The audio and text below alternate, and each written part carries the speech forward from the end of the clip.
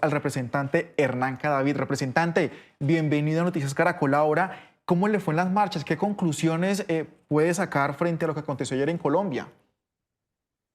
Bueno, Julián, muchas gracias. Lo primero es manifestar que en lo personal nunca había vivido una marcha de esa dimensión, de esas características, con esa fuerza y la asistencia impresionante en todas las ciudades de Colombia.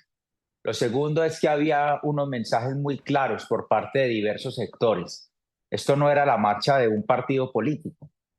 Allí hubo transportadores, hubo sectores de la salud, hubo sectores representativos de la política de partidos o sectores de centro, si se quiere denominar así.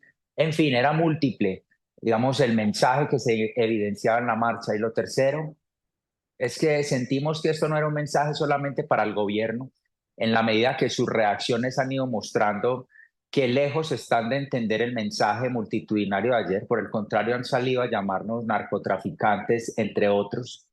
Y esto es un mensaje también y básicamente para el Congreso de la República.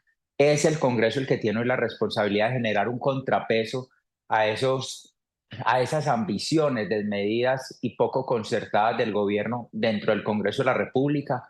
Así que este mensaje también era para esos sectores políticos que hoy pretenden aprobar esas reformas.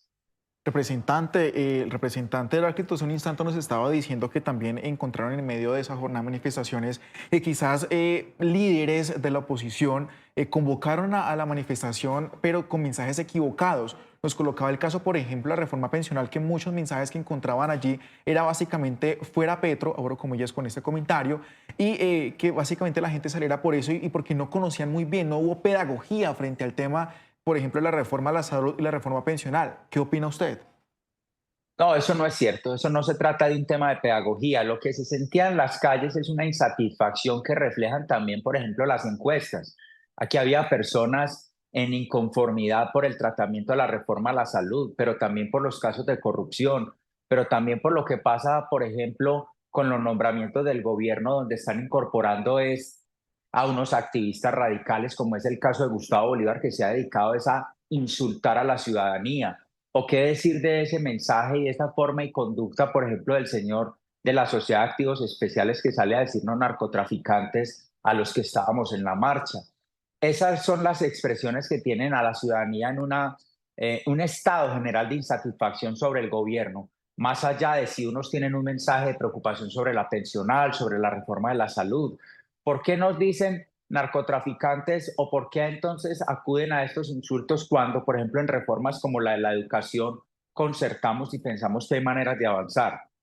Lo que va quedando claro aquí, Julián, es que pareciera que al gobierno solo y únicamente le sirve su rígida visión y cualquier otro planteamiento distinto es denominado de golpista, de asesino, de narcos, y yo creo que eso es un insulto bastante grave para la ciudadanía colombiana. Nosotros estamos acostumbrados a que el presidente nos diga lo que quiera, pero el ciudadano colombiano que ayer se manifestó espontáneamente no tiene por qué recibir ese tipo de trato del jefe de Estado, Claro, que incluso veíamos también gremios médicos, gremios de transportadores que por hacían supuesto. presencia en esta jornada. Representante, hay una pregunta que ha comenzado a resonar y es que dicen que esta jornada de manifestaciones de ayer incluso puede servir como una especie de termómetro para el gobierno, pero otros dicen como un termómetro para las presidenciales. ¿Cómo lo ve? Pues Julián, lo que va quedando claro en los hechos que se han ido presentando de manera consecutiva, hablo de las elecciones del 29 de octubre, donde lejos el gobierno nacional de cualquiera de sus representantes pudo haber logrado alguna participación, no fue así. Ahora lo que ha sucedido en las encuestas, donde el 70% prácticamente de la opinión del país está diciendo rechazamos lo que está haciendo el gobierno. Y esta marcha de ayer es contundente. El gobierno no quiere entender. Están en una sordera intransigente, miedosa. Basta leer el trino del presidente de la República para salir a decir esta mañana que es que lo queremos es matar. Por favor, presidente, le estamos diciendo que concerte con los sectores, que escuche opiniones diferentes, que escuche a personas que inclusive estuvieron dentro de su gobierno, que usted les confió la materia de la educación, como en el caso de Alejandro Gaviria y otras personas que han reclamado y que votaron por Petro. ¿Cómo va a salir a decir que lo que queremos es matarlo? Yo creo que el presidente de la República no estaba listo para gobernar. Él estaba listo para la agitación, para las calles, para el discurso, pero no para la actitud que debe tener un gobernante. Representante, con eso que usted me acaba de decir que quizás el presidente no estaba listo para gobernar, muchos dicen es que no lo han dejado gobernar. De pronto cree que esté mal asesorado, de pronto, ¿cómo lo ve de esa manera? No, mira, yo creo que decir que no se le ha dejado gobernar es la excusa más facilista que tiene el gobierno nacional.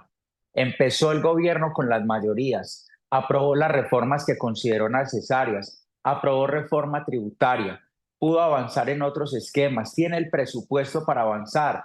Más bien, habría que preguntarle si la rotación en el gobierno, donde, por ejemplo, este solo dato, de 69, de 29 viceministerios ha cambiado a 69 personas, donde la ejecución más baja de los últimos años acaba de arrojarse la cifra en cada uno de esos ministerios. ¿Quién no lo deja gobernar?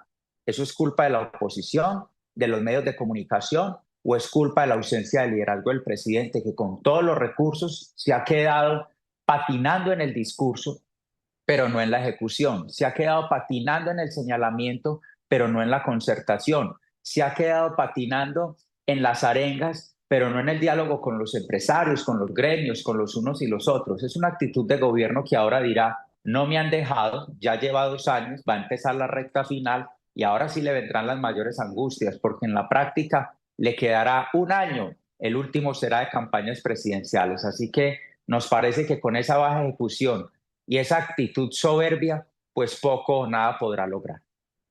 Ayer Laura Sarabia, a través de su cuenta en X, publicó, digamos, una reflexión, abro comillas a la última parte de su publicación.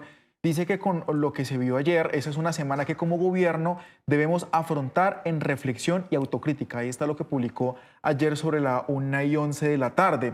Con esto que dijo ella, claramente se ve que, digamos, que el gobierno se va a sentar a replantearse qué es lo que está pasando, pero muchos dicen, ¿qué tal que el gobierno diga, reunámonos con todos los frentes políticos, esto digamos en futurología, reunámonos con todos los frentes políticos y hablemos entonces de buscar una salida?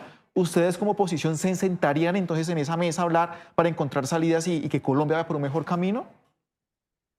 Julián, dos cosas. La primera es que Laura Sarabia es una funcionaria claramente visible, pero el presidente de la República es Petro y él se ha manifestado en 2 ocasiones, el día de ayer y la mañana de hoy, y es todo lo diferente a lo que dice la funcionaria Sarabia.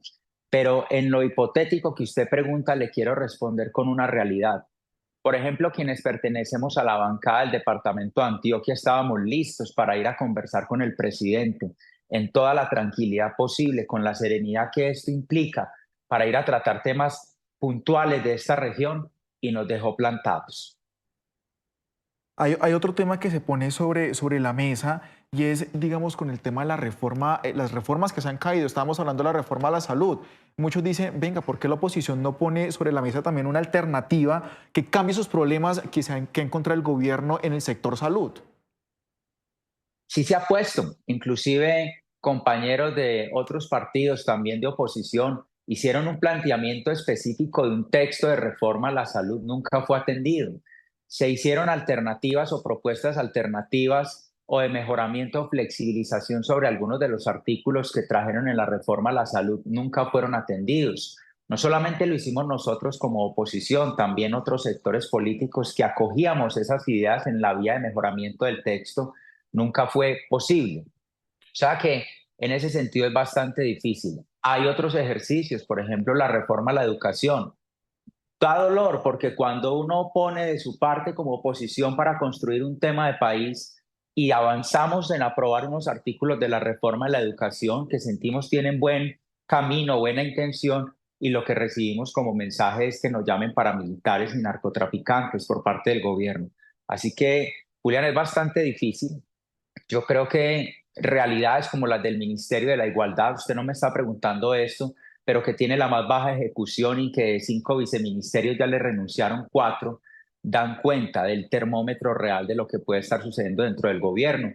Todos tienen una opinión diferente, no pareciera que hubiese una orientación clara de gobierno, sino que hay un gran desorden que por supuesto se refleja en la incertidumbre de país que hoy se tiene. Y complementando un poco lo que nos estaba diciendo el representante, la Contraloría precisamente reveló el porcentaje de ejecución de inversión al 31 de marzo, fue del 9,1%, el más bajo en comparación con las últimas 3 vigencias. Sectores de deporte, recreación, presidencia, trabajo y agricultura fueron los sectores que evidenciaron indicadores de ejecución más bajos. Representante, finalmente le Así quiero es. preguntar, pero también en la marcha hubo mensajes para la Cámara de Representantes y para el Senado de la República. ¿Cuál cree usted que fueron esos mensajes para ustedes? Sin duda alguna, yo creo que quienes le están aprobando las reformas al gobierno tienen que entender que este mensaje no solamente fue para Gustavo Petro, fue para ellos como partidos. Tienen un punto ahorita de discusión. O avanzan en ese camino y pueden ser castigados seguramente en el 2026 electoralmente, o se congregan con el país, se compaginan con lo que aquí están pensando y es poder ser un contrapeso de lo que allí se tiene. No puede ser que los congresistas de la República en su mayoría tengan un discurso en las regiones de Colombia y en Bogotá votan o actúan de una manera distinta. Eso no puede ser y la ciudadanía es hoy mucho más vigilante y eso hace parte del mensaje que ayer se recibió, Julián. Pues representante Cadavid, muchísimas gracias por acompañarnos aquí a este espacio de Noticias Caracol Ahora, por también tener, importante tener esa voz también de la oposición aquí, esos dos espacios. Muchísimas gracias y que tenga buen día. Bueno, a ustedes muy buenos días y muchas gracias.